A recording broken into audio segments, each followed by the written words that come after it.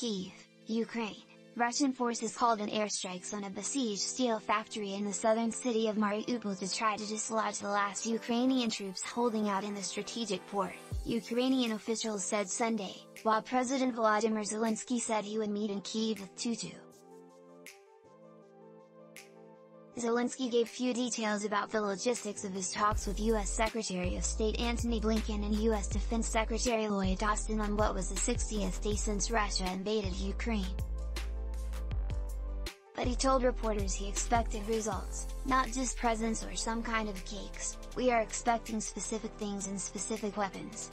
The visit would be the first to Kyiv by high-level U.S. officials since the invasion began February 24. While visiting Poland in March, Blinken stepped briefly onto Ukrainian soil to meet with the country's foreign minister. Zelenskyy's last face-to-face meeting with the U.S. leader was February 19 in Munich with Vice President Kamala Harris.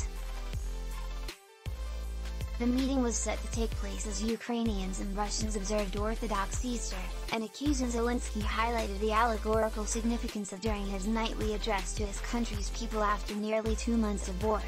There will be a resurrection. Life will defeat death. The truth will defeat any lies. And evil will be punished, he said.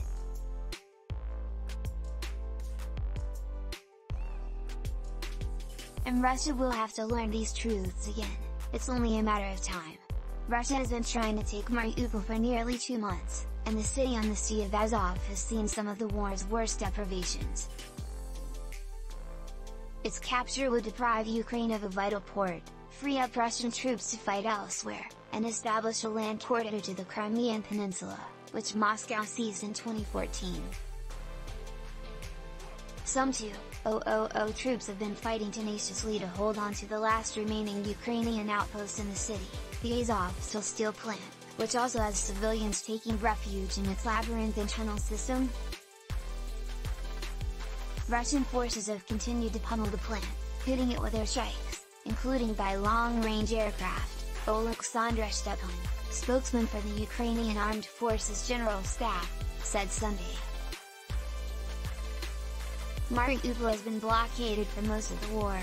Ukrainian officials have said they expect to find thousands of dead civilians and evidence of war crimes there when the fighting ends. Satellite images have shown what appear to be mass graves dug in towns to the west and east of Mariupol.